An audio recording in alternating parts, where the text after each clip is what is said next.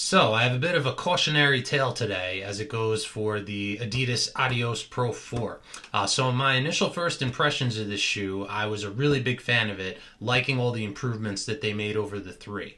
The upper texture is much better, the fit of the upper is better, the foam is softer and bouncier, but I was a little bit concerned about how that would feel taking it running over a longer distance. And I did a 10-mile run this past weekend, and I had some issues that I wanted to make sure I reported on. So I had a decent effort in the race. I did about what I thought I was going to do that day. I thought I'd run somewhere between a 115 and a 120, and I ran it in 117.18. So I was closer to the 115 side of things.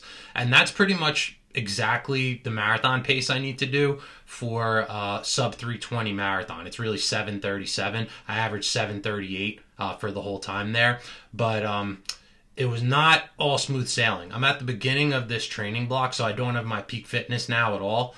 So taking a look at how it went here, started out a little bit faster, 7:17, 7:27, 7:39, but you can see that my pace is just kind of creeping up the whole way, and then I was able to run a little bit faster at the end, and then to do my trademark sprint to the finish. It seems no matter what distance race I do, I'm always able to turn it up when I see that finish line.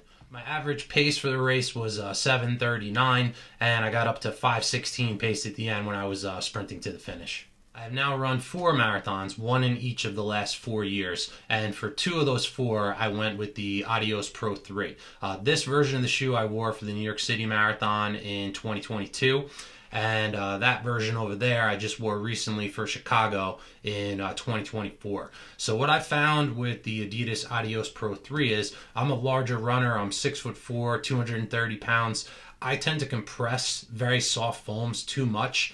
So like New Balance shoes really don't work for me. The SC Elite 3 up there, it's just so soft. I really can't run fast in it. So what I really appreciate about the Light Strike Pro foam is it's a very firm, dense foam. It gives you good energy return, but it's not too soft. I don't squish into it too much. So this just seems to work really well for me, the way that I run, where it gives me the cushioning that I need. It gives me a little bit of bounce and response, but it's not too soft. Adidas has made a really drastic change to that Light Strike Pro formula for the Adios Pro 4.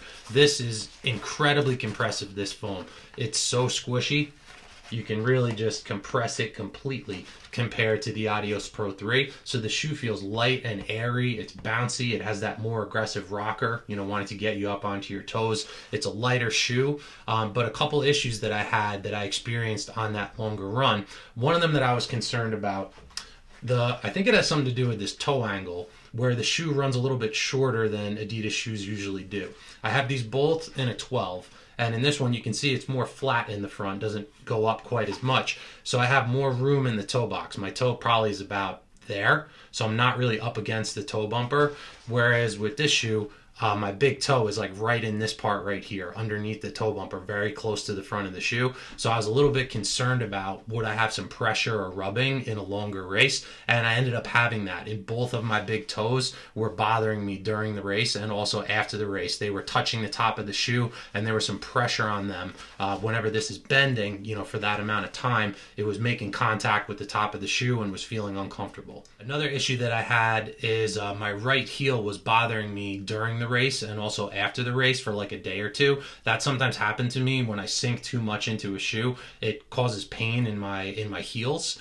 So I did experience that in my right heel. So between those two things, that was only a 10-mile race, and I had that discomfort with my toes and also in the heel. So to me, that really eliminates this as a half marathon shoe and a marathon shoe for sure. I would not look to wear these for a marathon based on that performance in that 10-mile race. If I see these in a store sometime, I'd like to try on a 12.5 just to see how that fits me, if I have a little bit more room in the toe box there. But I think for me, this foam being on the softer side is just not working as well for my running style and my size. I really do need a little bit more of a firmer foam. So the feel of this is great. When you first put it on, it feels so soft and bouncy and explosive. But I think for me, the sweet spot for this will be shorter races. I could probably get on really well with this for a 5K or a 10K, but I think once I go beyond that 6 miles, the softness of the shoe just really doesn't agree with me. So I just wanted to put a quick little video out there as a warning for people who might be a larger runner like me, or if you prefer a firmer feel to your shoe.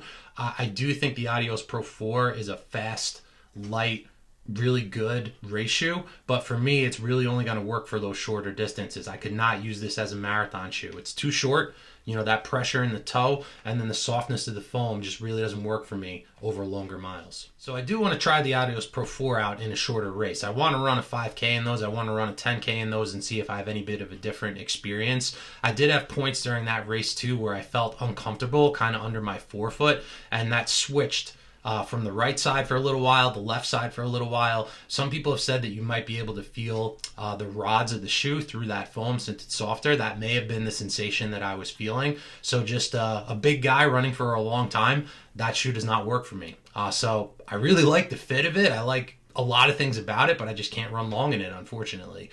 So I think for my marathon coming up, it's probably going to be that Adios Pro 3 again. That one has like 50 something miles on it now. So that's my low mileage Adios Pro 3. This one's getting closer to 200 miles. But something that I also really appreciate with the Adios Pro 3 is this shoe just seems to go on forever. This foam never loses its resiliency.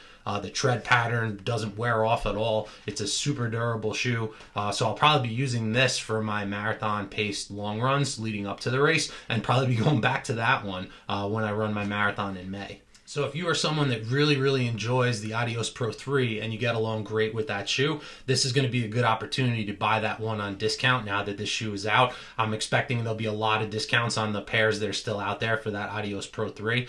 So that may be one that you want to pick up on discount as opposed to upgrading to the Adios Pro 4. Again, I think this is a really great shoe. I really enjoy it for those shorter runs. It feels really energetic and fast. I just think for my running style, for my size, it just doesn't work for me for longer distances, which is unfortunate because I'd like to wear this for a marathon, but I don't think I'll be able to. So let me know in the comments if you've had a chance to run in this shoe yet, how you feel about it, how you think it compares to the Adios Pro 3, if you've had kind of a similar experience to me with the fit, with the kind of uncomfortableness in the toe, and if that softness of the foam really works for you, or if it's something that you're concerned about.